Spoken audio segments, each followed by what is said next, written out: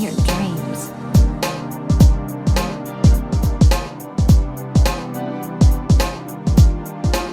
Welcome back to another Zenless Zone Zero video, and today I want to talk about Jane Doe since her rerun is coming. And I just want to talk about whether she will be worth it or not. Jane Doe is a physical anomaly DPS character that is pretty selfish. She's also like one of the only physical DPS 5-star limited characters that we got in the game so far. Physical doesn't really have much love in this game. We got Nekomata, who's a standard character. I don't know too much about Nekomata, but I heard she is somewhat a little bad, but you know, it is what it is. She is a standard character after all. We got Billy, who's free, and he's also pretty good. I've seen people solo some content with Billy. Corrin is also pretty decent. Corrin does lack AoE, however, so she only really excels at single target. Piper as well, she's Piper. I mean, I haven't really seen too many people talk about Piper. Piper is basically just, Piper's just Piper. Kind of just swap into Piper and just spin to win. That's basically all you really do with Piper. Anyways, Jane Doe is probably one of the best physical characters we've got. I do believe after 1.7 we're getting an ether character and a fire character, so I don't think a physical character, another physical character, is going to come out for a while. Maybe one of the idol girls could be physical, but we have no idea when another physical character is coming up. So if you do need a physical strong DPS, I do think Jane Doe will still be worth pulling for. Jane Doe is relatively easy to play in my opinion. You basically basic attack with Jane Doe for a bit. You enter this passion mode state. You'll see like a red bar below her health. During this passion mode state, her attacks will deal even more damage, and when you hold the basic attack, she'll do this Saltro jump, which she's basically like spinning around, dealing a ton of damage to the enemies. It also helps her stay in the passion mode a little bit more longer. Jane Doe's dodge counter attacks are also very, very strong. Her gameplay does rely on dodge countering, so if you are a fan of dodge countering, I do think Jane Doe will be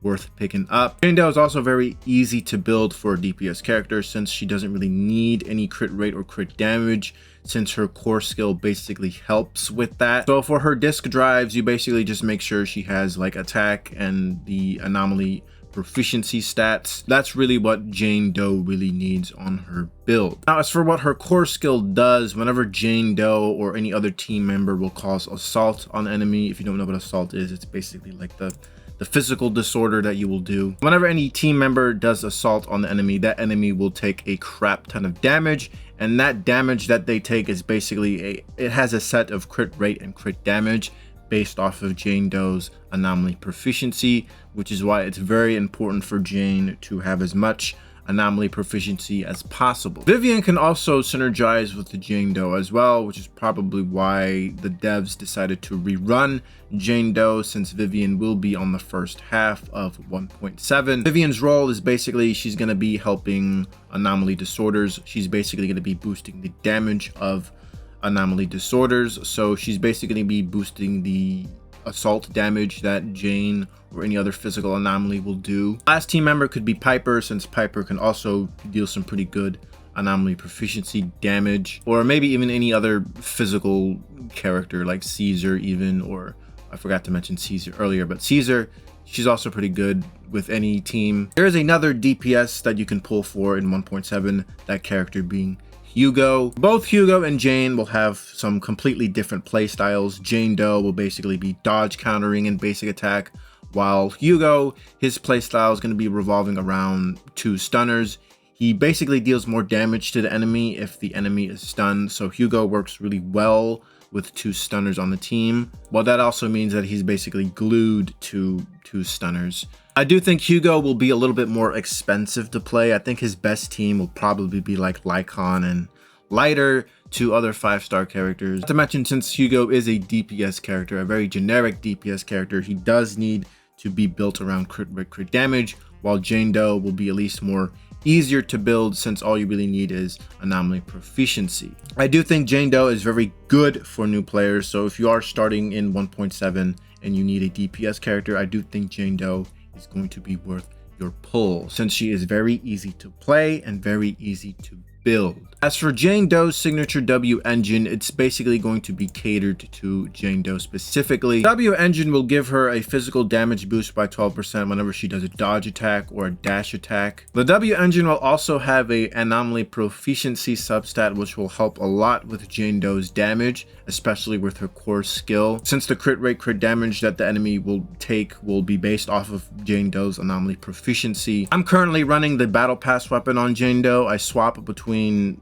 Yanagi and Jane Doe. I swap their weapons basically. So maybe I will pull for this W engine myself, since I'm kind of getting tired of swapping weapons, but we'll see. As for Jane Doe's cinema mindscapes, or mindscape cinema, the best stopping point would be M2. M1 will basically give her an extra Salcho jump during her passion state, so you're not only stuck to one Salcho jump, you now have 2 Salcho jumps while in her passion state, so she should be in her passion state a little bit more longer. Physical anomaly buildup will also be increased based off of Jane Doe's anomaly proficiency. M2 for Jane Doe will give her a boost of her core skill, so the assault damage that the enemy takes will be even higher, since it's now going to ignore the enemy's defense, which is a pretty good buff. There isn't that many ways to decrease an enemy's defense, so that M2 does look pretty fucking good. TLDR, Jane Doe is very easy to build, easy to play, very good for new players, even good for free-to-play players, since she's easy to build. You also got to keep in mind that we do have some leaks, and according to some leaks, I think there's going to be like another Void Hunter coming after 1.7. However, you got to keep that in mind since these are leaks. However, it does seem that another Void Hunter like character is coming to ZZZ, and Void Hunters are pretty fucking good. Just look at Miyabi. She's one of the best DPS characters in the game. I don't know if this next upcoming Void Hunter will be a DPS character. For all we know, she could be a support character. We don't know. But just keep that in mind as well. However, I do think Jane Doe is, pretty much worth pulling. She's, like as I said, easy to play, easy to build. That's all I have about Jane Doe. Let me know if you guys have any comments, concerns, questions. If you want to place your input about Jane Doe in the comment section below, I'll be happy to hear it. I'm sure everyone else will be happy to hear it, and I will see you guys later. Bye-bye now. Come again soon.